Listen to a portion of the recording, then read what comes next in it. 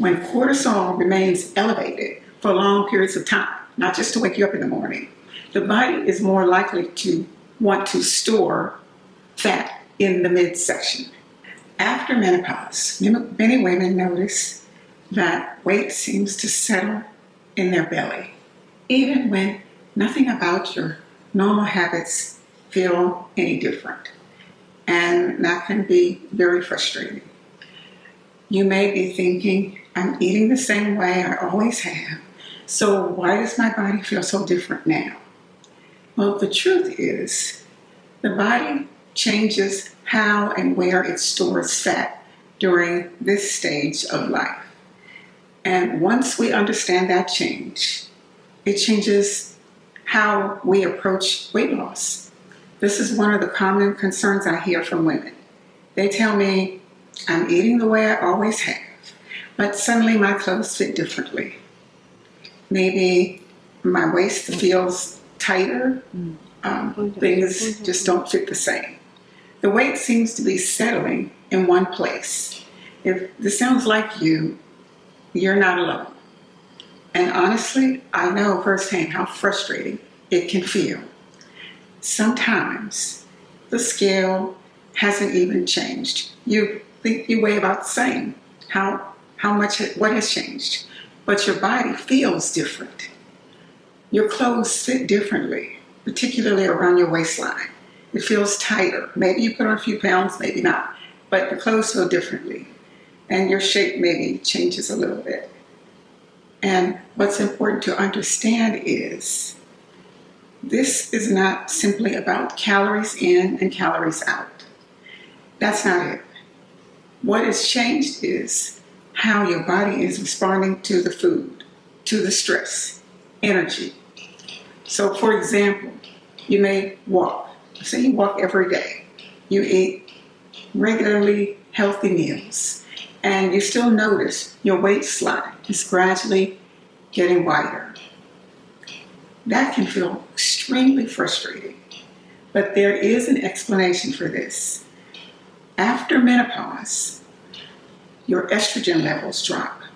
Now, your estrogen does more than just manage your body's reproduction, your health for reproducing, carrying babies. It also plays a role in how your body regulates insulin, the insulin sensitivity, how your body stores fat, appetite signals, collagen that affects your skin health, and even inflammation. All of these things are affected by your hormone. So when those hormone levels begin to drop, the body wants to start storing fat, and it picks the midsection, the belly fat, the visceral fat. Now all of a sudden, you're carrying weight in your belly. Same woman, same body, same habits, just different hormonal responses. And that difference matters. So this is where we begin to hear people talk about visceral fat. It's called visceral fat. Some people call it belly fat. But it's fat around your belly, your midsection, and more importantly, around your organs. It's different from the fat that we have on our skin. Maybe you can pinch on your arm. That's different. That's subcutaneous fat. Visceral fat is metabolically active fat.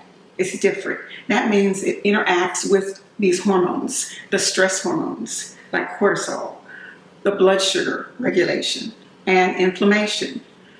So this isn't just about how you fit your clothes. It's not about the way your dress looks on you. It's about what may be happening inside your body, internally. This is why women can weigh the same, while one may be dealing with a much higher metabolic health risk. That's the visceral fat around your vital organs. Stress hormones play a major role here. When cortisol remains elevated for long periods of time, not just to wake you up in the morning, the body is more likely to want to store fat in the midsection. And this is so important because so many women in this time and stage of life are carrying so much stress. They're caring for elderlies, parents. They work full-time jobs. They have sleep disruptions from hot flashes and night sweats, and they're still trying to take care of everything and everyone else. So it's not surprising that belly weight can increase rapidly over just a short period of months. This is not about strength or weakness. It's not about controlling your appetite. This is all about the physiology. That is, it's all about how your body works. Unstable blood sugar, how your body works. Energy crashes, how your body works. The cravings, frequent snacking, especially late in the day. They're all responding to how your body works.